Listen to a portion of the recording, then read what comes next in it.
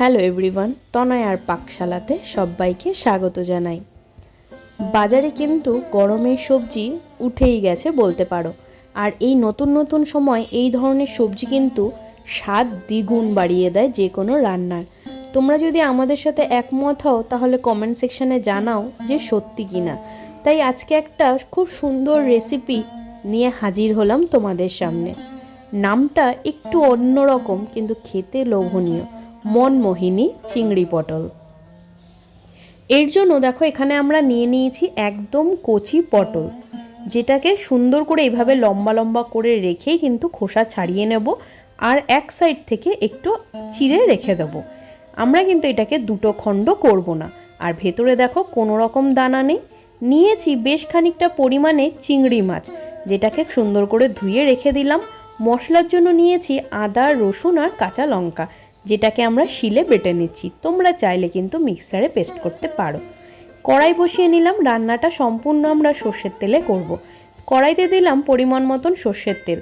তেল গরম হলে চিংড়ি মাছের মধ্যে দিয়ে দেবো নুন আর সামান্য একটু হলুদ দিয়ে কিন্তু মা খুব ভালো করে চিংড়ি মাছগুলোকে মেখে নেবে।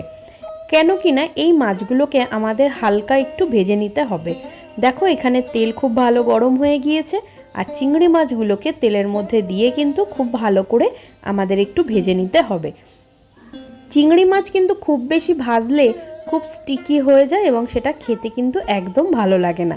যারা ফার্স্ট টাইম চ্যানেলটা ভিজিট করছো তাদের কাছে অনুরোধ রইল, চ্যানেলটা সাবস্ক্রাইব করো, পাশে থাকা বেল আইকনটি প্রেস করো যাতে নতুন নোটিফিকেশান তোমাদের সামনে চলে আসে।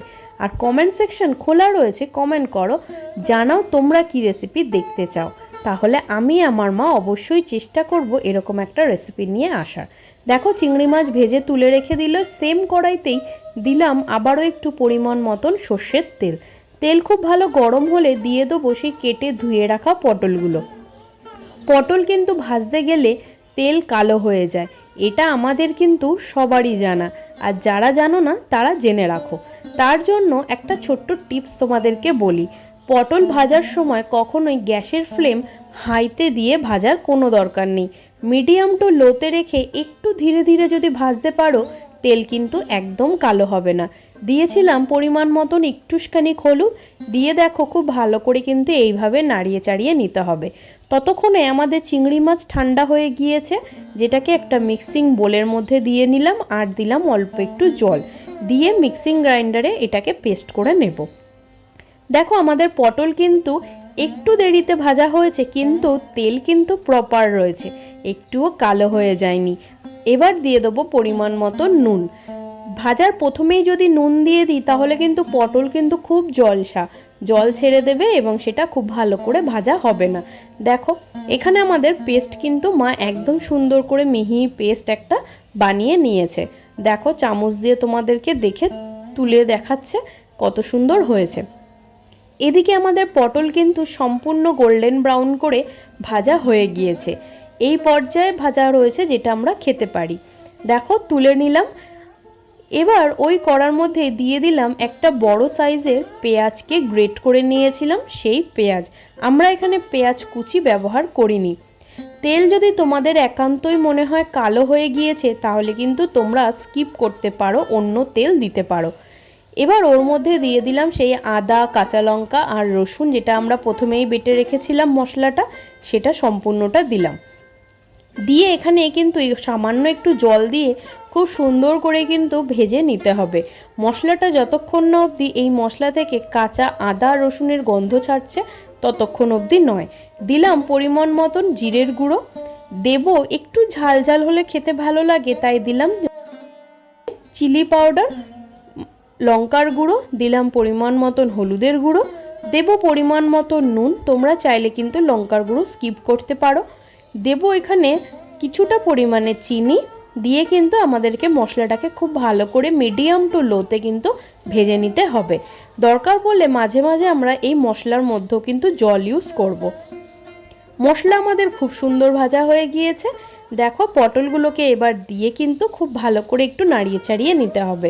এবার এর মধ্যে দিয়ে দেবো সামান্য একটুখানি জল, যাতে পটলগুলো নিচে ধরে না যায় আর মশলাও পুড়ে না যায়। দেখো সামান্য একটু জল দিয়ে খুব ভালো করে 5 থেকে 10 মিনিট মতন কষিয়ে নিলেই কিন্তু যথেষ্ট। এবার এর মধ্যে দিতে হবে পরিমাণ মতন গরম জল। এখানে জলের কোয়ান্টিটিটা হবে ঠিক অল্প একটু জল, হালকা একটা গ্রেভি থাকবে। যেহেতু আমরা এখানে পেস্ট ইউজ করব, সেই কারণে গ্রেভির একটু প্রয়োজনীয়তা আছে। খুব বেশি জল কিন্তু এই রান্নাতে দিও না, তাহলে কিন্তু এর স্বাদ একদম ভালো লাগবে না। এখানে আমরা মেপে 2 কাপ মতন জল দিয়েছিলাম। আর বেটে রাখা যে চিংড়ি মাছগুলো ছিল সেগুলোকে এই ঝোলের মধ্যে হালকা একটু বলক উঠলেই সম্পূর্ণটা দিয়ে দেবো। দিয়ে দেখো সম্পূর্ণ ঝোলের মধ্যে কিন্তু সুন্দর করে আমাদেরকে মিশিয়ে নিতে হবে। এই সময় গ্যাসের ফ্লেমটা মিডিয়ামে রাখলেই যথেষ্ট, কারণ এখানে পটল কিন্তু আমাদের প্রায় সিদ্ধ হয়েই রয়েছে, আর একটু ফুটিয়ে নিলেই যথেষ্ট। দেখো দিয়ে দেবো, রান্নাটা আমাদের হয়ে গিয়েছে। দিয়ে দেবো 1 চামচ মতন গাওয়া ঘি। এখানে দেখো মশলা থেকে সাইড দিয়ে কিন্তু ঝোলের দিয়েও তেল সেপারেট হওয়া শুরু হয়েছে। দিলাম কিছু চেরা কাঁচা লঙ্কা, আর দেবো এর মধ্যে গরম মশলার গুঁড়ো। খেতে কিন্তু মারাত্মক হয়েছিল। গরম ভাতে এইরকম পটলের রেসিপি আর নতুন সবজি, তার স্বাদই অমূল্য। আর যদি এরকমভাবে বানানো যায় তাহলে আর কথাই হবে না। ঢাকা চাপা দিয়ে স্ট্যান্ডিং টাইমে রাখলেই কিন্তু যথেষ্ট। বাড়িতে আত্মীয় স্বজন, বন্ধু বান্ধব সবাইকে শেয়ার করো, আর এরকমভাবে রেসিপি বানিয়ে তাদেরকেও খাওয়াও। আর জানাও কমেন্ট সেকশানে যে তোমাদের কেমন লাগলো এই ভিডিওটা। আর যারা বানিয়েছো তারাও অবশ্য জানাবে যে তোমাদের খেতে কেমন লাগলো। চলো এটাকে এবার আমরা একটা প্লেট করে নেব।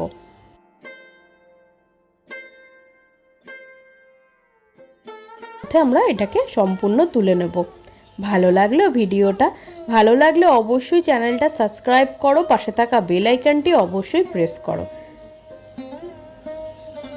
দেখা হচ্ছে তোমাদের সঙ্গে আরও একটা নতুন রেসিপির সাথে। ধন্যবাদ। আমি আমার মা ফিরে আসছি।